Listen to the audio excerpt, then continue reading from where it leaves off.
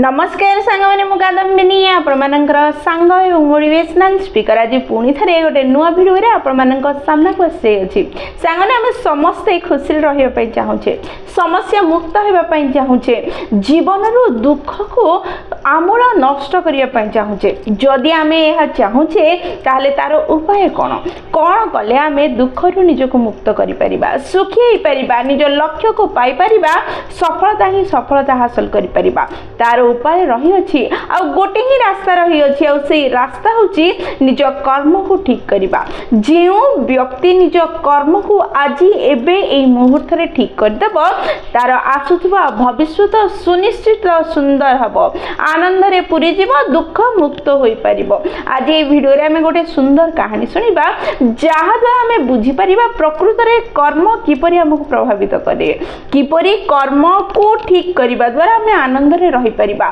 कर्म को खराब करने द्वारा दुख को किपरि निज आड़ को आकर्षण करुचे से विषय रे बुझिबार प्रयास करबा। साग माने सब बेले मन रखि थांतु कर्म हमको सेमिति ही खोजी देई थाए जेमिति गोटे छोट बाछुरी निज मां ठारू निज गाई दल रे हजि गला परे निज मां को खोजी देई थाए तेनु निज कर्म को ठीक करबा द्वारा आमे निजर जीवन को दुख मुक्त समस्या मुक्त करि परिबा। ताले चलंतु भिडियोटी को स्टार्ट करबा एवं कहानी को सुनिबा बुझिबा जानिबा निज जीवन रे व्यवहार करी निज को समस्या मुक्त दुख मुक्त करिबा। माने कहानी गोटे शिकारी रटे शिकारी जनक बहुत दक्ष थिला से जेते बेले भी जंगल को शिकार उद्देश्य रे जाउथला फेरिबा समय रे सुनिश्चित से शिकार नै के फेरुथला से जंगल रे शिकार करबा को गला समय रे से कोनोसी चालीबार शब्द बा पत्र रा झनझन सुनी तीर मारुथला एवं शिकारी सेठी मरि पडुथला से लक्ष्य न देखिकी तीर मारिले मध्य शिकार मरिबा सुनिश्चित थिला से बहुत दक्ष थिला आ तार शिकारी कार्य रे ही शिकार करी नेबा परे ताको बिक्री करी निज परिवार को परिपोषण करूथला।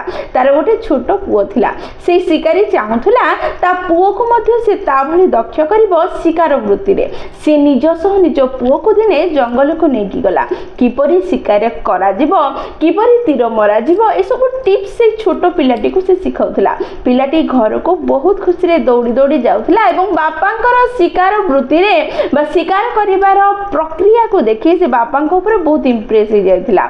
मम्मी की कहउथला मम्मा जानछो बाबा न देखि मध्य तीर मारिले शिकार सेठी ही मरि जाए बाबा साउंड सुनी शिकार कर दियंती बाबा बहुत दक्ष एमिति बहुत खुशी रे कहउथला। दिने शिकारी जनक निज पुओ को न नहीं एका जंगल को गला शिकार करिया पे से दिन टिके टिके वर्षा होतला प्रकृति अति सुंदर देखा जाउथला किंतु से सौंदर्य र कोनोसी प्रभाव ए शिकारी ऊपर पडु नथला तार उद्देश्य थिला शिकार करिबा से टिके टिके वर्षा एवं सुंदर पागरे गोटे छोट हरिण छुआटिए से जंगल रे एई पटको से पटको डेई खेलुथला शिकारी रो दृष्टि से सुंदर हरिण ऊपर पडिला हरिण पिलाटी एते सुंदर थिला जे भी ताको देखिबो मंत्रमुग्ध होई जिवो किंतु ता सौंदर्य ए मूर्ख ए निष्ठुर शिकारी ऊपर कोनोसी प्रभाव पकेला नहीं सांगे सांगे से तीर बाहर कला एवं से छोट सुंदर हरिण को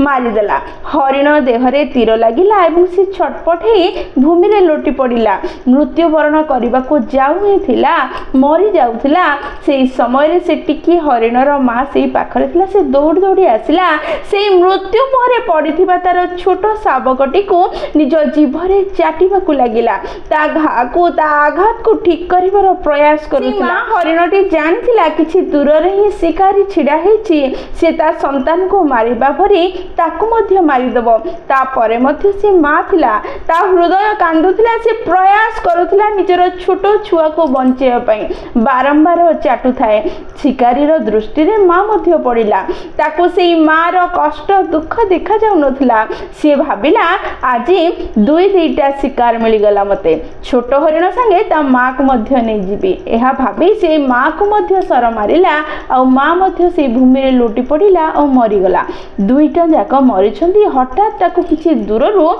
दौड़ीबार चलीबार पत्रर साउंड सुबिला से भाबिला आज दुईटी नुह आज तो मो दिन बहुत भल मु तीन तीन शिकार नहीं कि घर को जीवी ମାରିଦେବି। ଏହା ଭାବିଲା ସେ କିଛି ନ ଦେଖି ନ ଭାବି ତୀର ବାହାର କଲା ଆଉ ସେଇ ଶବ୍ଦ ପଟକୁ ତୀର ମାରିଦେଲା। ସେଇଠି ମାରୁ ମାରୁ ଗୋଟେ ଜୋରରେ ଶବ୍ଦ ଶୁଭିଲା, ପାଟି କରିବାର ଶବ୍ଦ ଶୁଭିଲା, ଅନେକ କଷ୍ଟରେ କରୁଣ ଚିତ୍କାର ଶୁଭିଲା। କିନ୍ତୁ ଚିତ୍କାରଟି କୌଣସି ପଶୁ ପକ୍ଷୀ ବା ଜନ୍ତୁର ନଥିଲା, ଚିତ୍କାରଟି ଗୋଟେ ମଣିଷର ଥିଲା। ସେଇ ଦିଗକୁ ସେଇ ଶିକାରୀ ଦୌଡ଼ି ଦୌଡ଼ି ଗଲା, ଦେଖିଲା ସେଇଠି ତାର ଛୋଟ ପୁଅ ଦେହରେ ତୀର ଲାଗିଛି ଆଉ ସିଏ ସେଇଠି ମରିକି ତଳେ ପଡ଼ିଛି। ସିଏ ଅନେକ ଦୁଃଖୀ ହେଲା, ଭାଙ୍ଗି ପଡ଼ିଲା, ଜୋର ଜୋରରେ ଚିଲେଇକି କାନ୍ଦିବାକୁ ଲାଗିଲା। ସିଏ ନିଜ ଦକ୍ଷତା, ନିଜ ଶିକାର କରିବାର ଦକ୍ଷତା ଦ୍ୱାରା ହିଁ ନିଜ ସନ୍ତାନକୁ ମାରି ଦେଇଥିଲା। ଠିକ୍ ସେହି ସମୟରେ ଯେତେବେଳେ ସେ କାନ୍ଦୁଥିଲା, ଭାଙ୍ଗି ପଡ଼ିଥିଲା, ନିଜ ସନ୍ତାନକୁ କୋଳରେ ଧରି ତାକୁ ଉଠେଇବାର ପ୍ରୟାସ କରୁଥିଲା, ତାକୁ ଅନୁଭବ ହେଲା ତା କାନ ପାଖରେ କିଏ ଗୋଟେ କ'ଣ କହୁଛି। ଆଉ ସେ କହୁଛି, ଜାଣିପାରିଲୁ ନିଜ ସନ୍ତାନ ନିଜ ଆଗରେ ମରିଗଲେ କେତେ କଷ୍ଟ ହୁଏ, ନିଜ ଲୋକ ନିଜ ଆଖି ସାମ୍ନାରେ ମୃତ୍ୟୁବରଣ କଲେ କେତେ କଷ୍ଟ ହୁଏ। କାରଣ ଏଇ କଥା ସିଏ ଏବେ ଏଇ କିଛି ମୁହୂର୍ତ୍ତ ପୂର୍ବରୁ କରିଥିଲା। ଗୋଟେ ଛୋଟ ହରିଣ ଛୁଆକୁ ମାରିଦେଲା ଆଉ ତା ମା ଯେତେବେଳେ ତା ପାଇଁ ଛଟପଟ ହେଉଥିଲା, ତାକୁ ଉଠେଇବା ପାଇଁ, ବଞ୍ଚେଇବା ପାଇଁ, ଠିକ୍ କରିବାର ପ୍ରୟାସ କରୁଥିଲା, ମାଆକୁ ମଧ୍ୟ ମାରି ଦେଇଥିଲା। ଠିକ୍ ଏତିକି ସମୟରେ ଆଉ ଗୋଟେ ପାଦ ଶବ୍ଦ ଶୁଭିଲା ଆଉ ସେଇ ପାଦ ଶବ୍ଦ କୌଣସି ମଣିଷର ନଥିଲା, ଗୋଟେ ବାଘର ଥିଲା। ଆଉ ସେଇ ବାଘ ଶିକାରୀର ଏଇ ଯେଉଁ ଇମୋସନାଲି ଭାଙ୍ଗିଯିବାର ଛୋଟ ମୁହୂର୍ତ୍ତ ଥିଲା, ସେଇ ମୁହୂର୍ତ୍ତରେ ତା ଉପରେ ଆକ୍ରମଣ କଲା ଏବଂ ତାକୁ ମାରିଦେଲା। ବାପା ପୁଅ ଦୁଇ ଜଣ ଯାକ ମରିଗଲେ। ସାଙ୍ଗମାନେ, ମଣିଷ ଯେଉଁ କର୍ମ କରେ ସେଇ କର୍ମ ତାକୁ ଫେରିକି ନିଶ୍ଚୟ ମିଳିଥାଏ। କାହାଣୀଟି ବହୁତ ଛୋଟ, କିନ୍ତୁ ଆମକୁ ଏହା ହିଁ ଶିକ୍ଷା ଦିଏ କି ଆମେ ଯେମିତି କର୍ମ କରିବା ସେମିତି ଫଳ ପାଇବା। ଆମେ ଛୋଟ ପିଲାବେଳୁ ଶୁଣୁଛେ, ଆମ ବାପା ମା ଜେଜେବାପା ଆମ ବଡ଼ ଲୋକମାନେ ଆମକୁ କହୁଛନ୍ତି କି ଭଲ କଲେ ଭଲ ପାଇବ, ଖରାପ କର୍ମ କଲେ ଖରାପ ପାଇବ। ଆମେ ଯାହା କରିବା ତାହା ଆମକୁ ଫେରିକି ସୁନିଶ୍ଚିତ ମିଳିବ। ଯଦି ଆମେ ଦୁଃଖ, ବିଫଳତା ଏବଂ ସମସ୍ୟା ଚାହୁଁନାହେଁ, ତାହେଲେ ଅନ୍ୟକୁ ଆମେ ଦୁଃଖ, ବିଫଳତା ଏବଂ ସମସ୍ୟା ଦେବା ପାଇଁ ଭାବିବା ବି ନାହିଁ। ସମସ୍ୟା, ଦୁଃଖ ଏବଂ ଚିନ୍ତାରେ ପଡ଼ିଥିବା ବ୍ୟକ୍ତିକୁ ଦେଖି ହସିବା ନାହିଁ। ଯଦି ସମ୍ଭବ ତାଙ୍କୁ ସାହାଯ୍ୟ କରିବା, ନିଜ କର୍ମକୁ ଠିକ୍ କରିବା। ଯଦି ଆମେ ନିଜ କର୍ମକୁ ଠିକ୍ କରିପାରିବା, ତାହେଲେ ଆମେ ନିଜ ଭାଗ୍ୟକୁ ପରିବର୍ତ୍ତନ କରିପାରିବା, ନିଜକୁ ସମସ୍ୟା ମୁକ୍ତ କରିପାରିବା, ନିଜକୁ ସୁଖୀ କରିପାରିବା, ଦୁଃଖରୁ ଦୂରକୁ ନେଇପାରିବା।